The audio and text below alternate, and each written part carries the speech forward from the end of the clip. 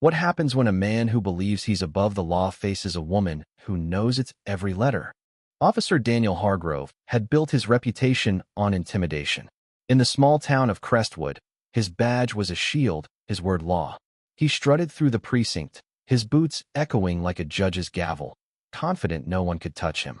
Citations, arrests, even the occasional roughing up of suspects Hargrove did as he pleased, and the town turned a blind eye. After all, who would challenge a cop with a decade of unchecked power? That morning, Hargrove pulled over a sleek black sedan for a broken taillight. The driver, a black woman in her late 30s, stared calmly through the window. Her name was Lena Carter, a civil rights attorney who'd returned to Crestwood after years in Chicago. Hargrove, unaware of her credentials, saw only an opportunity to flex his authority. Her calm demeanor irritated him. He expected fear, not poise. When she questioned his probable cause, his smirk faded. "Step out of the car," he barked, his hand twitching toward his holster. Lena complied, her eyes never leaving his. At the precinct, Hargrove pushed for a quick booking disorderly conduct, resisting arrest, anything to justify his ego. Lena said little, her silence a weapon he didn't understand.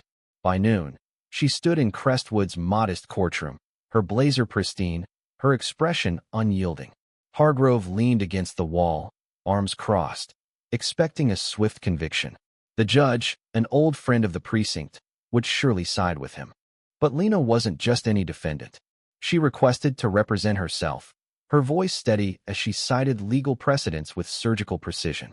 Hargrove's confidence wavered as she dissected his report, pointing out inconsistencies. No body cam footage, no witnesses to corroborate his claims, and a taillight that, per her car's maintenance records, was fully functional. The courtroom buzzed. Spectators whispered. The judge's brow furrowed. Then came the twist no one saw coming. A young man, barely 20, stood up from the back of the room. "I saw it all," he said, voice trembling but clear. His name was Marcus, a local barista who'd been walking his dog near the traffic stop. He'd recorded the entire encounter on his phone, capturing Hargrove's aggressive tone and Lena's calm compliance. Marcus had hesitated to come forward, fearing retaliation, but Lena's courage in the courtroom stirred something in him. He handed the footage to the bailiff. The video played, and the room fell silent. Hargrove's face drained of color as his own voice echoed, berating Lena without cause. The judge's gavel slammed, dismissing the charges. But Lena wasn't done. She filed a formal complaint against Hargrove, citing abuse of power and racial profiling.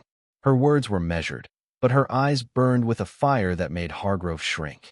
She wasn't just fighting for herself, she was fighting for every person he'd ever bullied, every voice he'd silenced.